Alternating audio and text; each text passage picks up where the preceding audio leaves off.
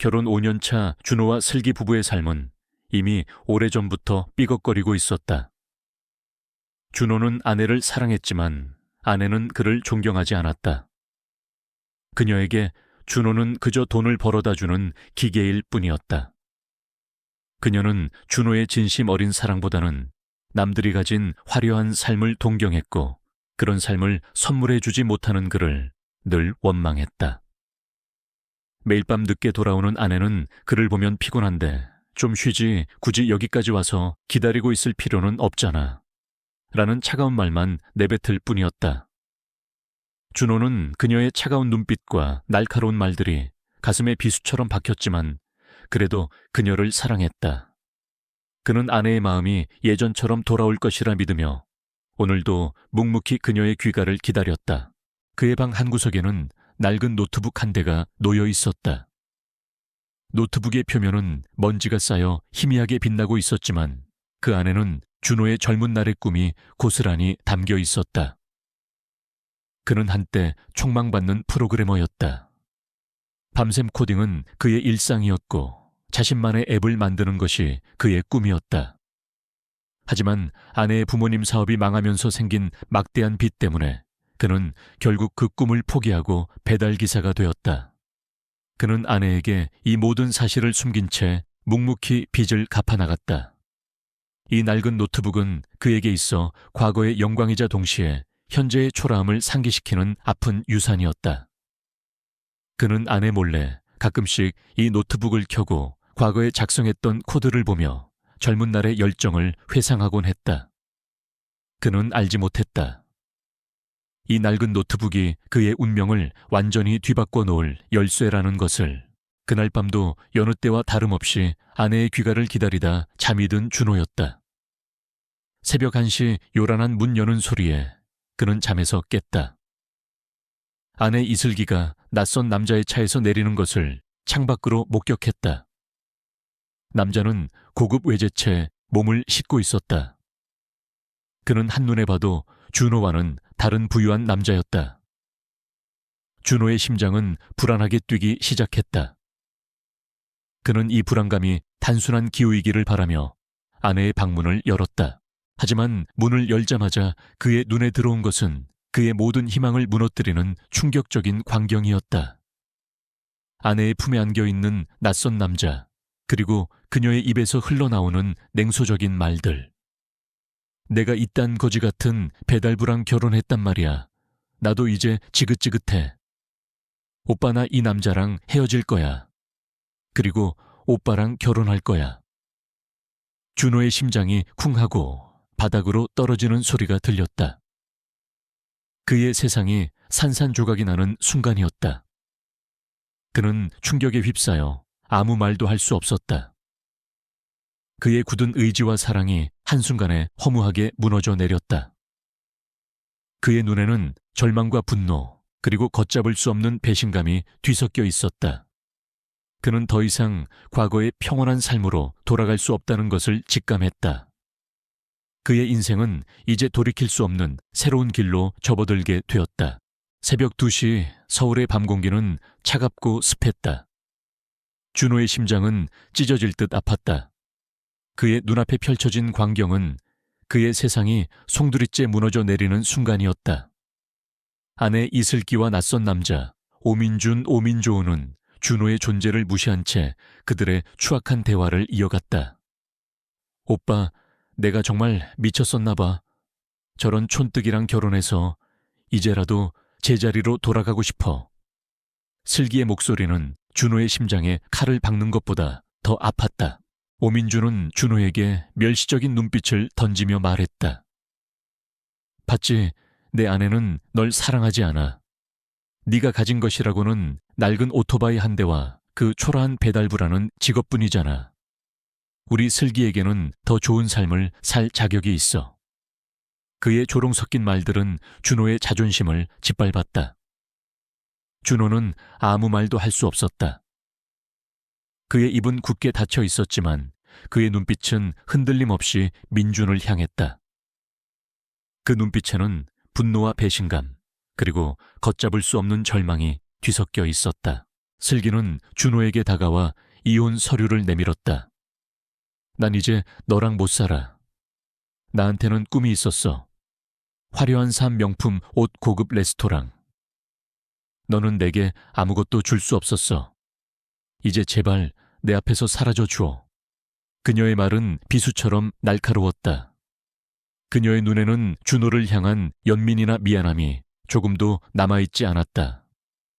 오직 오만함과 혐오만이 가득했다.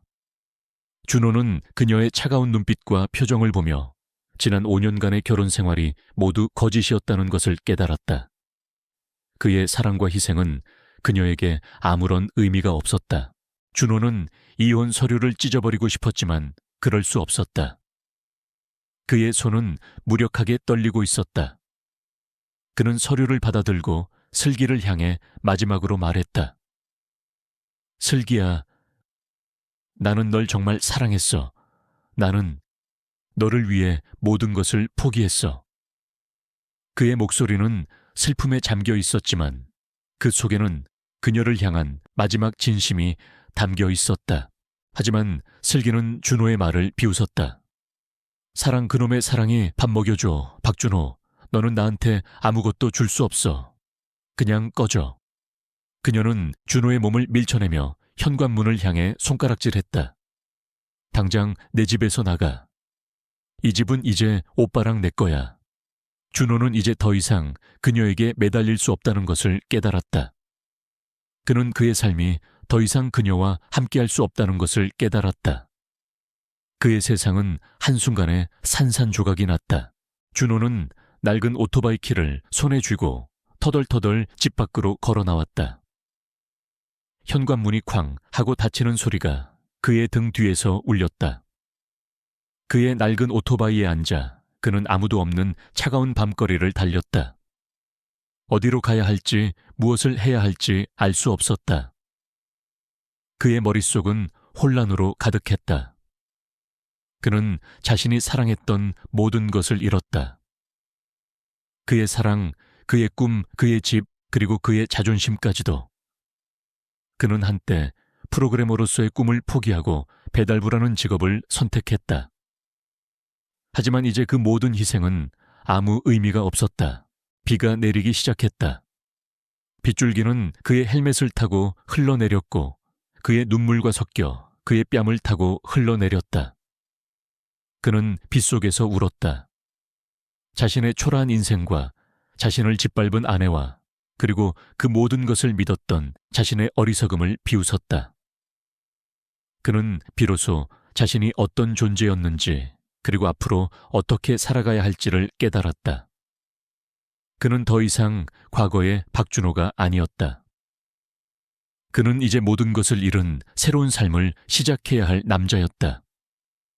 그의 마음속에서 잠들어 있던 분노와 오기 그리고 살아남기 위한 강한 욕망이 서서히 깨어나기 시작했다. 그는 비를 맞으며 무작정 오토바이를 몰았다. 한적한 공원 앞 벤치에 앉아 멍하니 비 내리는 밤거리를 바라보고 있었다. 그는 이제 아무것도 가진 것이 없었다. 그의 손에 쥐어진 것은 오직 젖어버린 오토바이 열쇠와 그의 모든 것을 증명해주는 낡은 배달 가방뿐이었다. 그는 이 모든 것을 이겨내야 한다는 것을 깨달았다. 다시는 누구에게도 무시당하지 않기 위해 자신을 짓밟은 자들에게 복수하기 위해 그리고 이 세상에서 가장 행복한 사람이 되기 위해 그의 마음속에서 뜨거운 불꽃이 타오르기 시작했다. 그는 이 불꽃을 꺼뜨리지 않기 위해 이를 악물고 일어섰다. 바로 그때 한 여자가 우산을 쓰고 그의 옆에 조심스럽게 다가와 앉았다. 그녀는 젊고 아름다웠으며 그에게 묘한 매력을 풍기고 있었다. 그녀는 대한민국에서 가장 주목받는 IT 기업의 젊은 CEO 한지수였다. 그녀는 한밤중에 공원에서 벤치에 앉아있는 준호를 보며 묘한 기시감을 느꼈다. 저 남자 어딘가 모르게 낯설지 않아. 그녀는 준호의 굳은 표정과 그 속에서 느껴지는 강렬한 에너지를 보며 그의 내면에 숨겨진 어떤 힘을 직감했다. 지수는 준호에게 우산을 건네주었다. 괜찮으세요? 이 시간에 여기 혼자 계시네요. 그녀의 목소리는 차분했지만 그 속에는 따뜻한 배려가 담겨 있었다. 준호는 고개를 저었다. 괜찮습니다. 그냥 잠시 생각할 게 있어서요. 지수는 준호의 얼굴을 빤히 바라보았다. 그의 눈빛은 그녀를 매료시켰다. 그녀는 준호의 눈에서 잃어버린 꿈과 그것을 되찾기 위한 강한 의지를 읽었다. 그녀는 준호의 초라한 옷차림과 젖은 머리카락을 보며 그가 어떤 종류의 고통을 겪었는지 짐작할 수 있었다. 그녀의 마음속에서 준호를 향한 알 수 없는 호기심과 함께 돕고 싶은 마음이 싹트기 시작했다. 그녀는 그에게서 자신의 과거를 보았다. 자신 또한 과거에 많은 어려움을 겪었지만 결국에는 이겨냈던 것처럼 그녀는 준호에게서 어떤 거대한 잠재력을 보았다. 이 만남은 준호의 인생을 뒤흔드는 거대한 촉매가 될 운명이었다. 지수와의 우연한 만남 이후 준호의 삶은 예상치 못한 방향으로 흘러가고 있었다. 며칠 후 준호는 지수가 운영하는 거대 IT 기업 스마트 로지스틱스의 물류팀 배달기사로 일하게 되었다. 그가 이 일을 선택한 것은 지수의 따뜻한 위로 때문이 아니었다. 그는 단지 이 잔인한 도시에서 살아남기 위한 생존의 몸부림을 시작했을 뿐이었다. 그의 낡은 오토바이는 이제 스마트 로지스틱스의 로고가 박힌 배달 가방을 싣고 서울의 거리를 누볐다. 그의 마음속에는 아직 아물지 않은 상처와 함께 자신을 짓밟은 자들에게 복수하겠다는 뜨거운 열망이 불타오르고 있었다. 하지만 새로운 시작은 결코 순탄하지 않았다. 준호가 일하는 물류팀 사무실은 그에게 낯선 세계였다. 깔끔한 유니폼을 입은 젊은 직원들 사이에서 그의 낡은 오토바이와 때묻은 헬멧은 이질적인 존재였다. 팀원들은 그를 경멸하는 눈빛으로 쳐다보았고 그가 없는 곳에서는 저 사람 웬 시골 촌뜨기가 와서 배달 일을 하는 거야. 아무리 사람이 없어도 그렇지 저런 사람을 뽑았대. 와 같은 조롱 섞인 뒷담화가 끊이지 않았다. 그들의 조롱은 준호의 가슴에 깊은 상처를 남겼지만 그는 묵묵히 자신의 일을 해냈다. 그는 그들의 무례한 말들에 일일이 반응하기보다 오로지 배달에만 집중했다. 그는 잃어버린 꿈을 되찾기 위해 이 모든 굴욕을 이겨내야만 했다. 그러던 어느 날 오후 준호는 평소처럼 배달을 마치고 사무실로 돌아왔다. 사무실 안은 긴장감으로 가득 차 있었다. 직원들은 모두 컴퓨터 앞에서 안절부절 못하며 허둥대고 있었다. 무슨 일인지 물어보니 회사의 핵심 프로그램인 물류관리 시스템에 심각한 오류가 발생했다는 것이었다.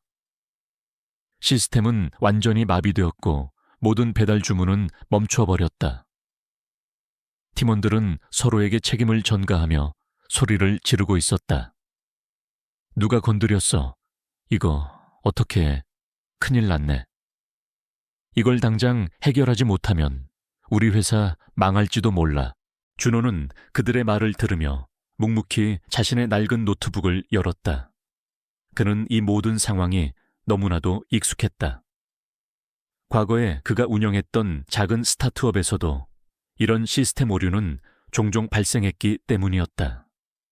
그는 조용히 컴퓨터를 조작하며 시스템 로그를 확인했다. 그는 수많은 코드 라인들을 훑어보며 마치 물을 만난 물고기처럼 자유롭게 문제를 분석했다. 그에게 이 모든 코드는 그저 익숙한 언어에 불과했다. 그는 누구의 도움도 받지 않고 오직 자신의 지식과 경험만을 활용하여 문제를 해결하기 시작했다.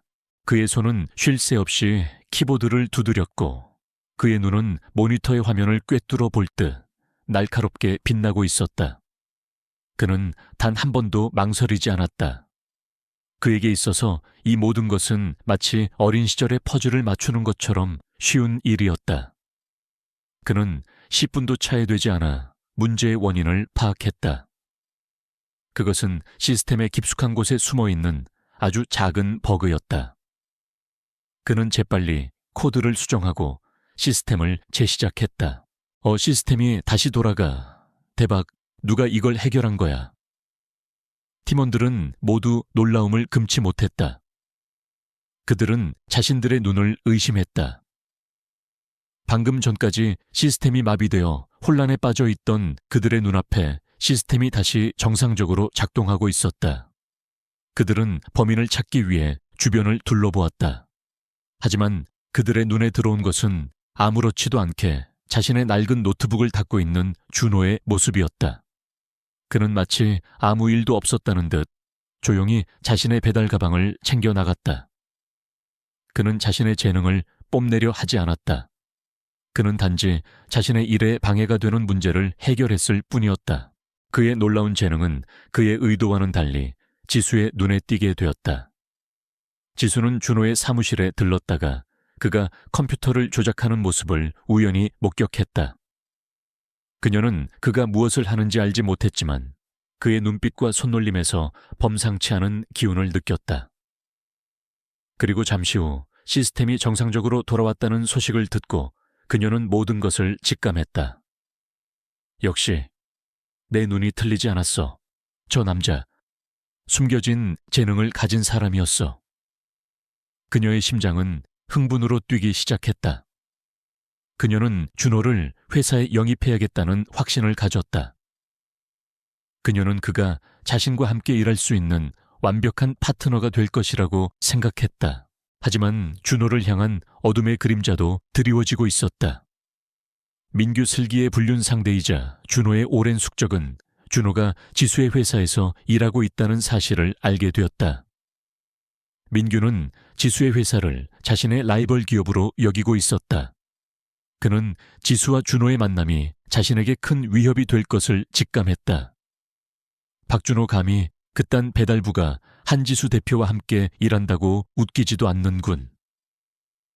민규의 눈에는 준호를 향한 경멸과 함께 그를 철저히 짓밟아 버리겠다는 사악한 야심이 번뜩였다.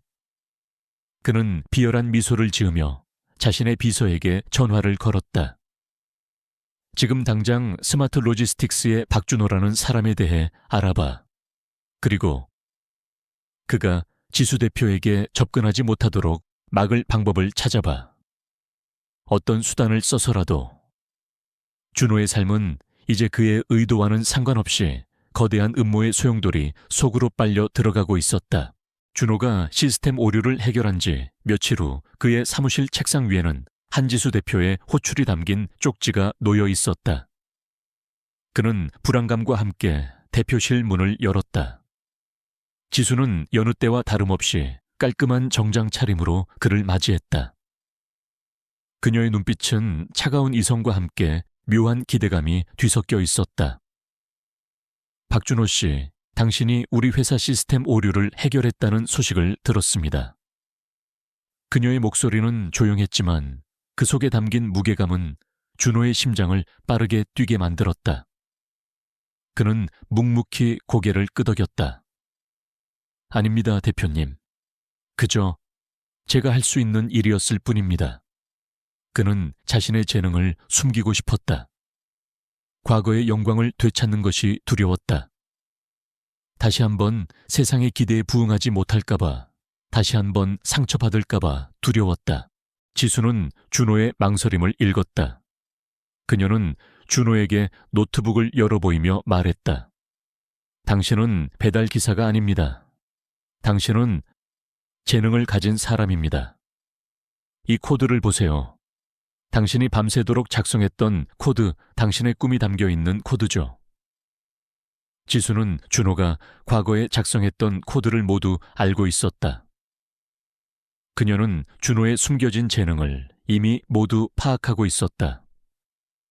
준호는 충격에 휩싸였다. 그녀가 자신의 모든 것을 알고 있다는 사실에 두려움과 함께 묘한 안도감을 느꼈다. 지수는 준호에게 파격적인 제안을 했다. 박준호 씨, 우리 회사에 정식으로 입사하세요. 배달 기사가 아닌 우리 회사의 핵심 개발자 팀장으로요. 지금 우리 회사의 가장 중요한 프로젝트인 스마트 배송 플랫폼 개발을 맡아주세요. 나는 당신의 재능을 믿습니다. 그녀의 제안은 준호에게 거대한 충격이었다. 그는 망설였다. 거절하고 싶었다. 다시 한번 누군가에게 희망을 품었다가 절망에 빠질까봐 두려웠다. 하지만 지수는 그의 마음을 꿰뚫어 보았다. 두렵겠죠.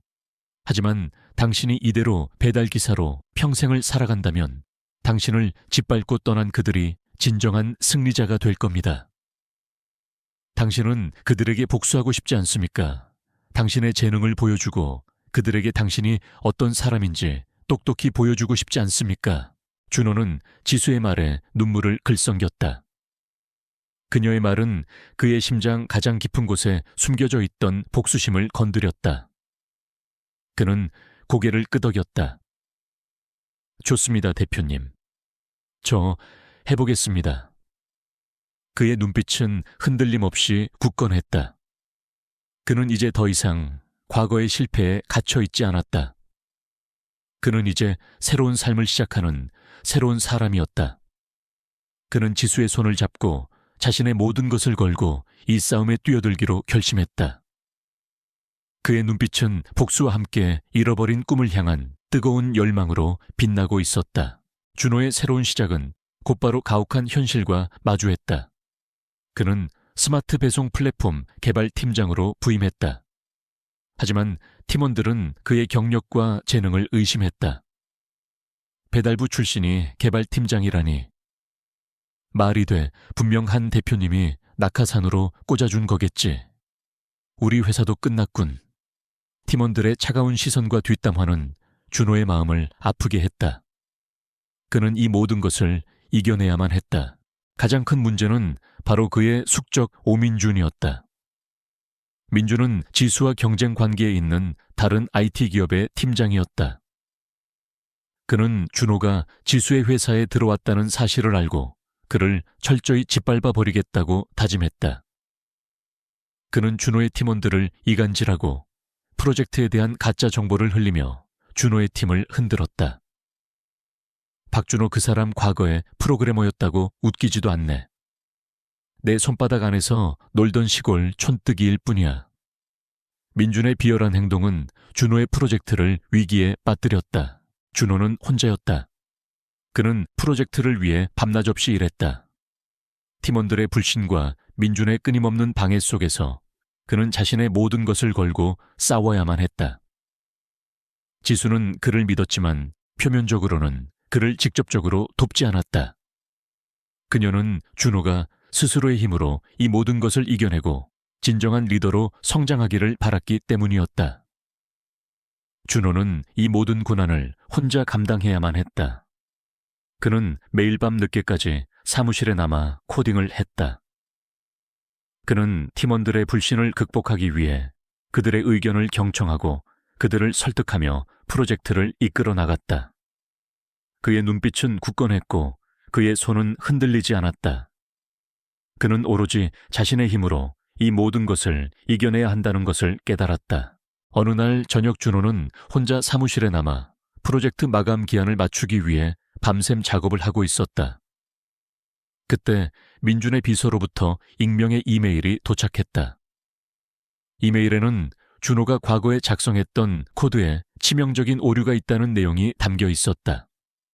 민준은 준호의 과거를 파헤쳐 그의 발목을 잡으려는 비열한 음모를 꾸몄던 것이다.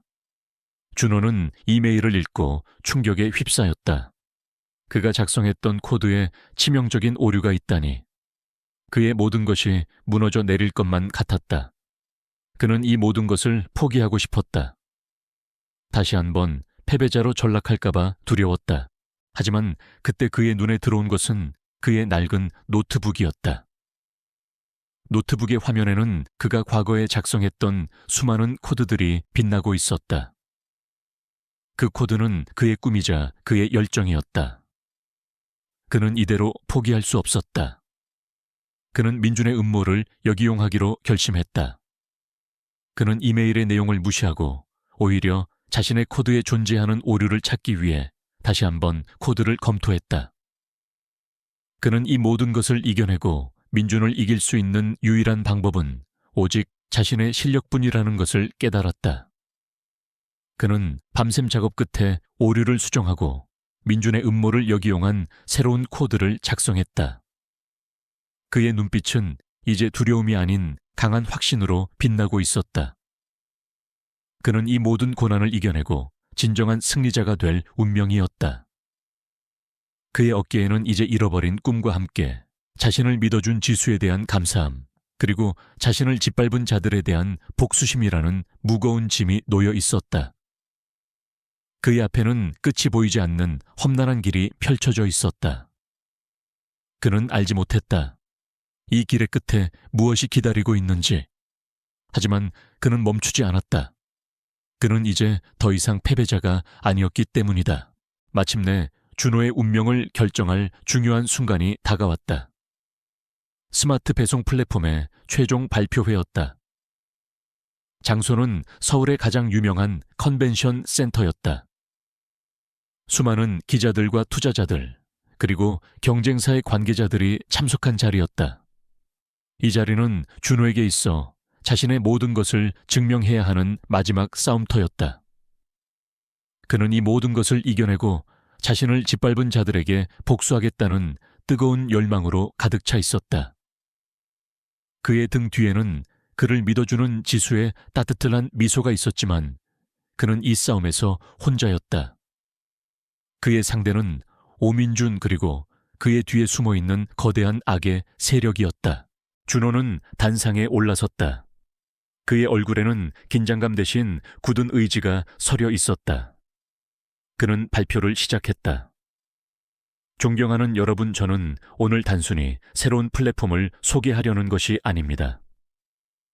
저는 오늘 인간의 노력과 기술이 어떻게 공존하며 세상을 더 나은 곳으로 만들 수 있는지를 보여드리고자 합니다. 그의 목소리는 차분했지만 그 속에는 강한 확신이 담겨 있었다. 그는 자신이 직접 개발한 플랫폼의 혁신적인 기술들을 하나하나 설명해 나갔다. 그의 발표는 논리적이었고 그의 열정은 참석자들의 마음을 움직였다. 발표가 끝나자 참석자들의 얼굴에는 감탄의 빛이 가득했다.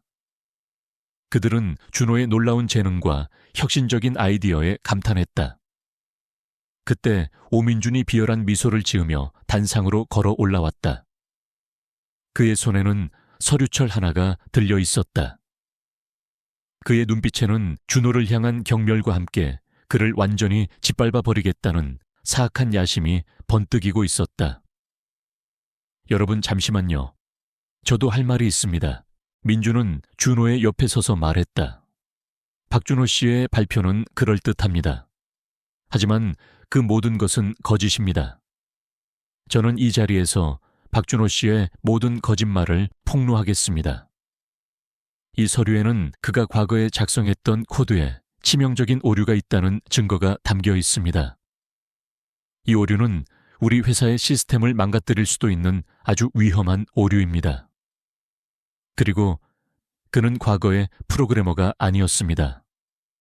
그는 그저 촌스러운 배달부에 불과했습니다. 그는 이 모든 것을 조작했습니다. 그는 여러분을 속였습니다. 민준의 말은 참석자들에게 충격을 주었다. 그들은 다시 준호를 의심하기 시작했다. 기자들의 플래시 세례가 터지고 웅성거림이 시작되었다. 준호의 얼굴은 하얗게 질렸다. 민준이 자신의 과거를 모두 알고 있다는 사실에 그는 당황했다. 그는 모든 것이 끝났다고 생각했다. 다시 한번 세상의 냉대와 조롱을 견뎌야 한다니. 그의 눈에 눈물이 고이기 시작했다. 그때 그의 등 뒤에서 지수가 그를 향해 조용히 고개를 끄덕였다. 그녀의 눈빛은 그에게 용기를 주었다. 할 수 있어. 당신은 할 수 있어. 준호는 눈물을 닦고 민준을 똑바로 쳐다보았다. 그의 목소리는 이전보다 더 단단해졌다. 오민준 씨, 당신의 말이 맞습니다. 저의 과거는 배달부였습니다. 하지만 저는 그 과거를 부끄러워하지 않습니다. 그리고 저의 코드에 오류가 있었다는 것도 인정합니다. 그의 솔직한 고백에 참석자들은 더욱 혼란스러워졌다. 그들은 준호가 자신의 패배를 인정했다고 생각했다. 민주는 승리의 미소를 지으며 준호를 비웃었다. 봐, 내가 말했잖아. 저 사람은 거짓말쟁이라고. 하지만 준호는 멈추지 않았다. 그는 단상 위로 올라가 자신의 노트북을 열었다. 하지만 제가 그 오류를 수정했다면 어떨까요? 그의 말에 민준의 얼굴이 굳어졌다. 그리고 제가 그 오류를 역이용하여 당신이 저를 모함하기 위해 저에게 보낸 악성 코드를 찾아냈다면요. 준호는 노트북 화면을 모두에게 보여주었다. 화면에는 민준이 준호에게 보낸 이메일과 그 이메일에 담겨있던 악성 코드가 그대로 드러나 있었다. 그리고 그 악성 코드를 역이용하여 민준의 모든 음모를 밝혀내는 준호의 새로운 코드가 빛나고 있었다. 오민준 씨, 당신은 저를 모함하기 위해 저의 과거를 파헤쳤습니다. 그리고 저에게 악성 코드를 보내 저의 프로젝트를 망치려 했습니다. 하지만 저는 그 모든 것을 이겨냈습니다. 그리고 당신의 모든 음모를 밝혀냈습니다. 당신은 이 모든 것을 부정할 수 없을 겁니다. 준호의 목소리는 분노와 함께 승리의 확신으로 가득 차 있었다. 민주는 자신의 모든 죄가 드러났다는 사실에 경악하며 솔에게 무릎을 꿇었다. 아니야, 이건 조작된 거야. 내가 한 짓이 아니야. 하지만 모든 증거는 명백했다. 그 순간 회의장에는 정적이 흘렀다. 그리고 잠시 후 참석자들의 박수 소리가 터져 나왔다. 그들은 준호의 용기와 재능에 경의를 표했다. 그들의 눈빛은 이제 그를 향한 존경과 경외감으로 가득 차 있었다. 준호는 단상 위에서 자신을 짓밟았던 민준과 슬기를 바라보았다. 그들의 얼굴에는 절망과 후회가 가득했다. 슬기는 자신의 어리석음을 깨닫고 눈물을 흘리고 있었다. 그녀는 자신이 얼마나 소중한 사람을 잃었는지 뒤늦게 깨달았다. 하지만 이미 늦었다. 준호는 그녀를 향해 조용히 고개를 저었다. 그는 이제 더 이상 그녀에게 미련이 없었다. 그는 이제 새로운 삶을 시작할 준비가 되어 있었다. 준호는 지수를 향해 미소 지었다. 그녀의 눈빛은 그에게 당신이 자랑스럽다고 말하고 있었다. 준호는 지수의 따뜻한 눈빛을 보며 자신이 진정으로 사랑해야 할 사람이 누구인지 깨달았다. 그의 삶은 이제 더 이상 과거의 아픔에 갇혀 있지 않았다. 그는 이제 새로운 삶을 시작하는 진정한 승리자였다. 발표회장이 끝나자마자 민준과 슬기는 곧바로 경찰에 연행되었다. 그들의 얼굴에는 더 이상 오만함이나 경멸 대신 깊은 절망과 공포가 서려 있었다. 한때 서울의 IT 업계에서 주목받던 젊은 사업가와 그의 욕망에 눈이 멀었던 여인은 모든 것을 잃고 차가운 경찰차에 몸을 실었다. 민준은 자신의 비열한 음모가 모두 폭로되었다는 사실에 몸을 떨었고, 슬기는 자신이 버렸던 남자가 얼마나 위대한 사람이었는지, 그리고 자신이 얼마나 어리석었는지를 뒤늦게 깨닫고는 하염없이 눈물을 흘렸다. 그녀는 자신의 인생을 송두리째 짓밟았던 것은 다름 아닌 그녀 자신의 탐욕이었다는 것을 뼈저리게 후회했다. 그들의 권력과 부는 한순간의 물거품처럼 사라졌고 세상은 그들의 추악한 이면을 알게 되며 그들을 경멸했다. 며칠 후 스마트 로지스틱스의 사무실은 축제 분위기였다. 준호가 개발한 플랫폼은 폭발적인 반응을 얻었고 회사의 주가는 연일 최고치를 경신했다. 직원들은 더 이상 준호를 배달기사 출신의 낙하산이라고 조롱하지 않았다. 그들은 그를 존경의 눈빛으로 바라보았고 그의 능력과 인품에 감탄했다. 준호는 이제 회사의 핵심 인물이자 미래를 이끌어갈 중요한 리더가 되었다. 하지만 그의 마음은 평온했다. 그는 자신의 성공에 취해 자만하기보다는 묵묵히 자신의 자리에서 맡은 바 책임을 다했다. 그러던 어느 날 준호의 집 앞에서 낡고 초라한 모습의 슬기가 그를 기다리고 있었다. 그녀의 손에는 준호가 예전에 좋아했던 커피 한 잔이 들려 있었다. 그녀의 얼굴은 화장기 하나 없었고 눈은 퉁퉁 부어 있었다. 그녀는 준호에게 다가가 조심스럽게 말했다. 준호야, 나 정말 미안해.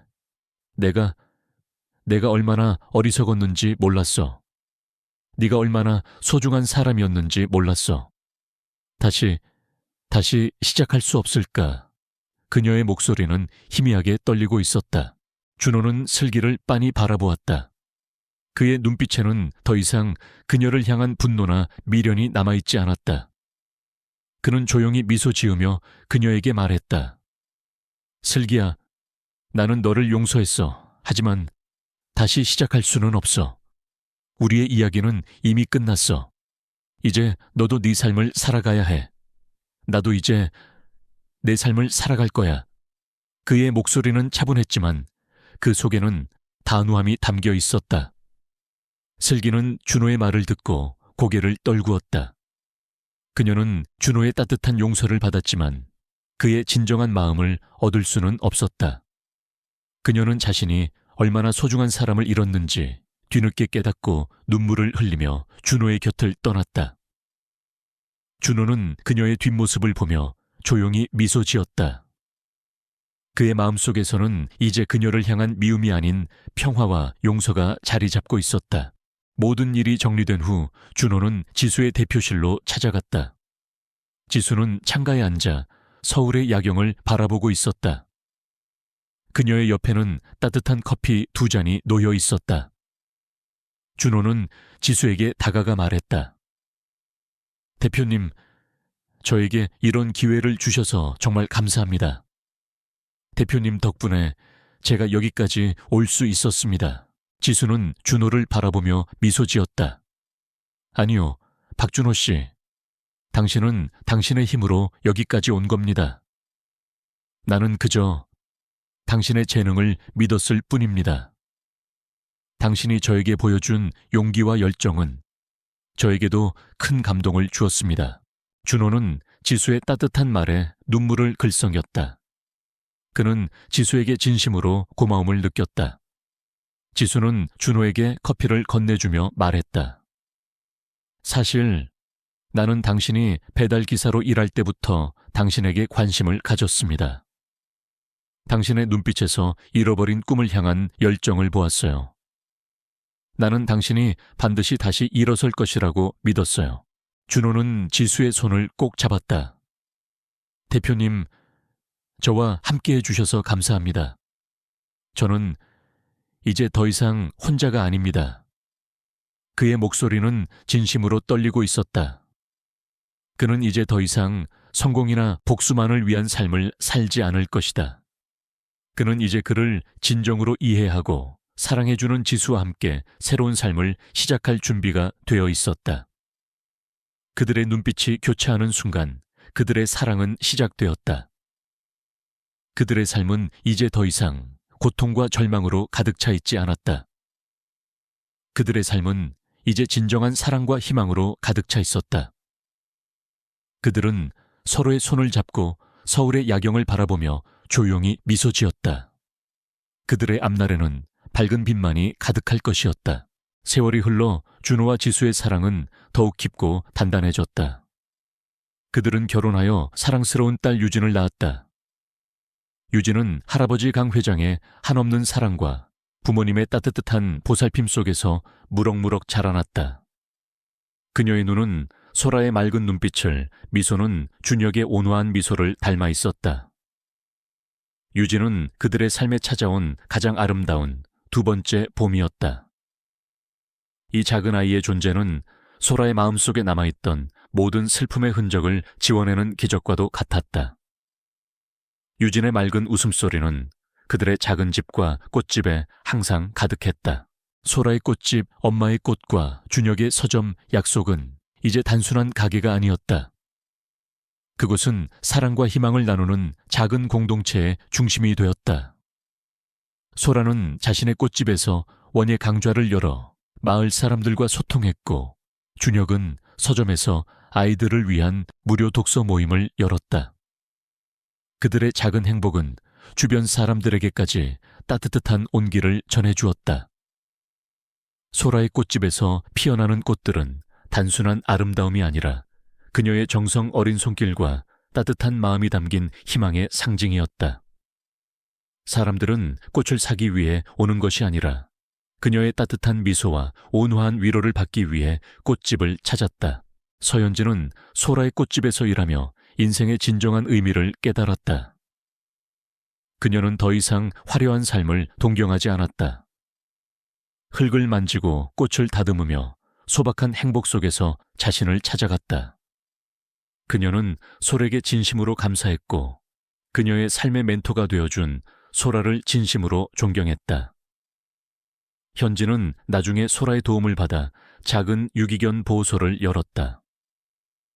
그녀는 과거에 오만하고 교만했던 자신의 모습이 아닌 진정한 사랑과 배려를 아는 사람으로 변해 있었다. 그녀는 유기견들에게 사랑과 보살핌을 주며 자신의 삶을 의미 있게 채워나갔다. 소라는 자신의 과거를 잊지 않았다. 그녀는 JK그룹의 재산을 활용하여 데이지 재단을 설립했다. 재단의 이름은 그녀의 엄마가 가장 좋아했던 꽃, 그리고 그녀의 삶의 모든 순간을 함께했던 데이지 목걸이에서 따온 것이었다. 그녀는 재단을 통해 어려운 환경에 놓인 여성 가장들과 보육권 아이들을 돕는 데 온 마음을 쏟았다. 그녀는 단순히 금전적인 지원만 하는 것이 아니라 그들의 이야기를 들어주고 진심으로 조언하며 희망을 잃지 않도록 용기를 북돋아 주었다.